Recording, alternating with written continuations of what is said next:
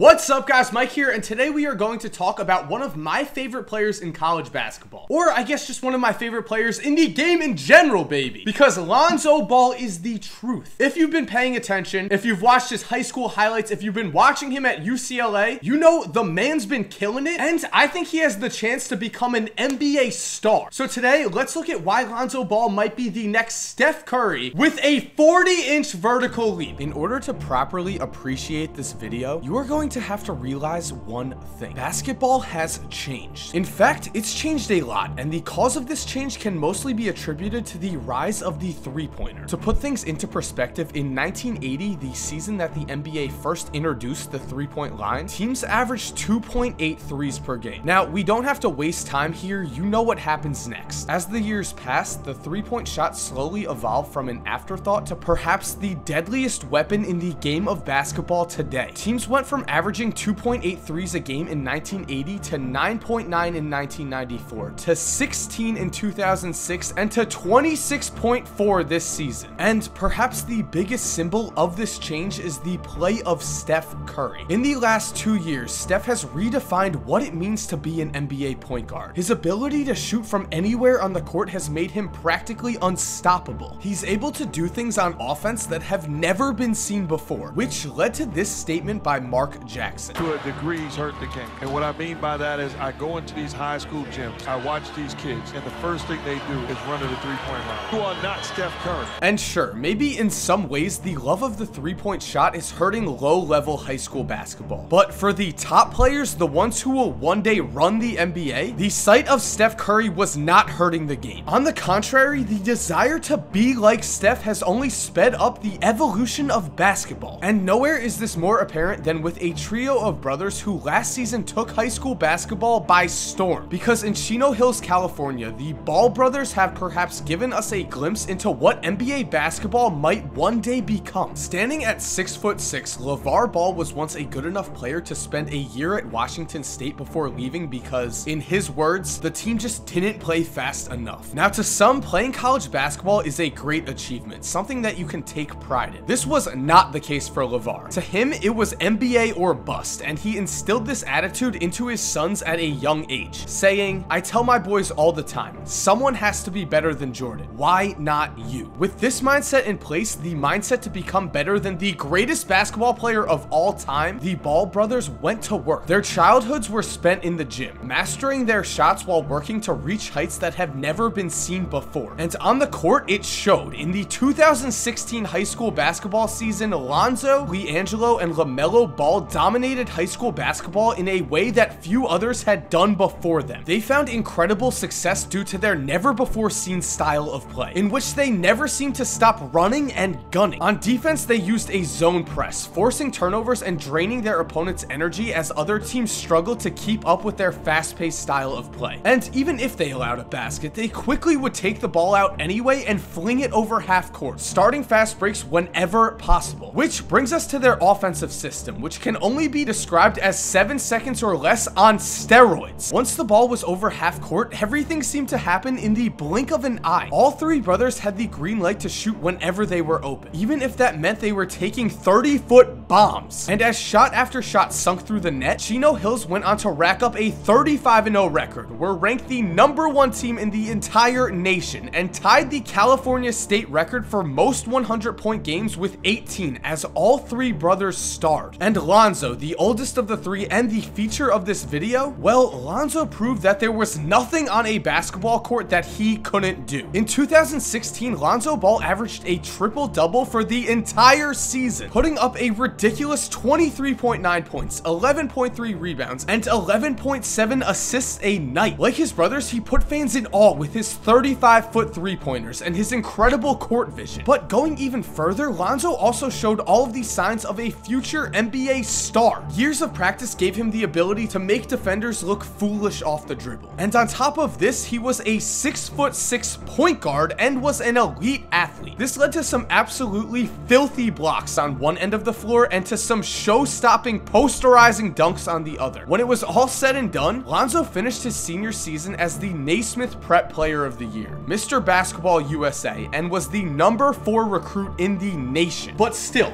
For some reason, there were doubts, because headed into the 2017 college basketball season, Lonzo was considered one of the most confusing prospects in the draft. Despite the fact that he had dominated everyone he had matched up against the last season, some still had him going as low as 14 in the 2017 NBA draft. Scouts worried about his athleticism, they questioned his ball handling ability, they had doubts about his shooting form, and most of all, some believed that while he thrived playing in the fast-paced atmosphere of Chino Hills, Ball might struggle to adapt to a college system such as the one built at UCLA. But here's the thing. What these scouts couldn't comprehend is that when you have a player with Lonzo Ball's unique talent, you don't force him into a system. You build the system around him, which is exactly what UCLA coach Steve Alford has done this season with the Bruins. Remember, last year UCLA finished with a disgusting 15-17 record, a clear stain on the historic resume of one of college basketball's best programs. But this season, everything has changed, and the reason for this is that the ball was placed in Lonzo Ball's hands. Over the Bruins' first 8 games, Lonzo showed again and again why he is destined to be a star in the NBA. Sure, he put up awesome numbers, tallying 14.6 points, 9.6 assists, and 4.9 rebounds throughout these games. But his most significant contribution was clear when you looked at UCLA's record, as they jumped out to an 8-0 start and a Wooden Legacy Championship victory, knocking off big conference schools Nebraska and Texas A&M along the way. In these games, Ball proved that his jump shot was seriously deadly, connecting on 18 of his 38 3-point attempts while again showcasing his athleticism and playmaking. As if this wasn't enough, he also proved that he was the man you want with the ball in his hands when the game was on the line. As taking the ball with just over 2.5 minutes left against Texas A&M, he sized up his defenders, stepped back, and drained a 3 to give his team a lead they would never relinquish. Which brings us to Lonzo Ball's first real test as a college basketball player. Because on December 3rd, the UCLA Bruins took the court against the #1 ranked Kentucky Wildcats in Rupp Arena. Heading into this game, the Wildcats had won 42 straight games on their home court and were obvious favorites. But no one told Lonzo Ball and the Bruins that they were supposed to lose. Because at the end of the day, what Lonzo Ball has going for him can't be taught. His basketball instincts are just unmatched. He's able to use ball fakes to get defenders up into the air, and then he can get to the rim for nice finishes. He's able to compensate when dribbling against a faster defender with his shifty hesitation dribble, and he can use his size to shoot over his smaller matchups. And even if his shot is off, his mere presence on the court makes all the difference. As against the Wildcats, he was able to locate his teammates for several huge baskets on the way to racking up 7 assists. And again, when the game mattered most, Lonzo proved that he has ice in his veins. With just a 1-point lead and the clock running down at the end of the half, he stepped back and took a deep contested 3. Bang! And with his team leading by 7 with 6 minutes left, Kentucky took off on the break, and Lonzo read what was happening and came up with a huge steal and dunk that kept his team in control of the game. And finally, on the very next possession with only a 6-point lead, he smoothly stepped into a 3 and quieted the whole arena. When it was all said and done, Lonzo finished with 14 points, 7 assists, 6 rebounds, and led the Bruins to an upset win over the #1 team in the nation in their own building. But still, scouts left the UCLA-Kentucky game with serious questions about Lonzo Ball. A reporter for CBS heavily criticized Ball's game. Ball also had some ill-advised shots. Thankfully, UCLA is so loaded that he doesn't really need to score in order for his team to be exceptional, which is absolutely mind-blowing to me. Remember, just last season, UCLA finished at a 15-17 record. They were one of the worst big conference teams in the nation. And now, even though their roster has mostly the same players on the team, they're somehow so loaded that they can beat the #1 team in the nation even if Lonzo is outplayed. Pardon my language, but give me a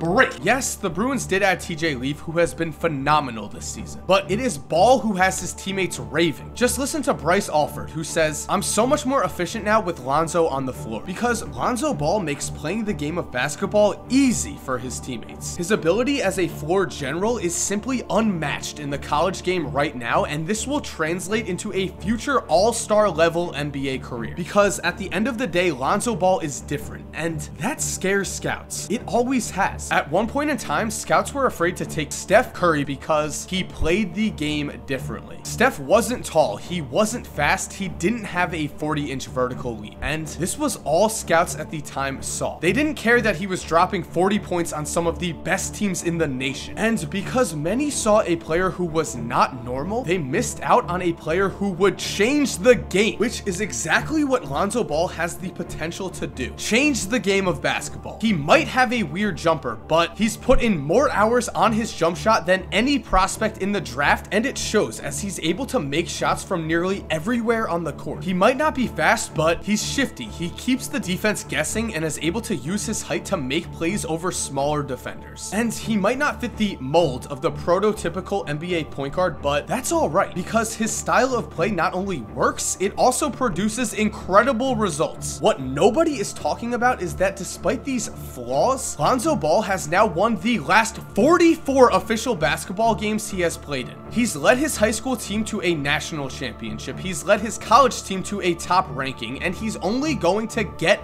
better. He is the future of the NBA, and scouts will soon be forced to decide: pass on the player who isn't normal, or take a man who might change the NBA. And that's all we got for today, guys. I hope you enjoyed this video. Now that we've gone a little more in depth onto the topic of Lonzo Ball, I hope you all take a seat and join me on this Lonzo Ball hype train. Because seriously, like I said in the video, I just believe in this kid. I mean, no matter what, when there's a player who is like Lonzo, there's always gonna be doubts. But at the end of the day, he's just a winner. And if I'm gonna bet on one kind of player, it's gonna be a winner. And so other than that, if you enjoyed the video, leave a like. I mean, lately, that's what other YouTubers have been saying. Likes mean more views. I don't know. Things have been confusing lately, but if you enjoyed this content, still make sure to subscribe. Making basketball videos all season for probably the rest of my life. And they're cool. We look at what ifs, NBA history, NBA conspiracies. We look at Lonzo Balls. We do a whole lot here. So I hope you do sub, and to everyone who is already subbed, thank you guys so much for supporting. I love ya. Seriously, you let me do this every day as a job, which is crazy, so thank you. And as always, have an awesome day, my dudes, and cue that music.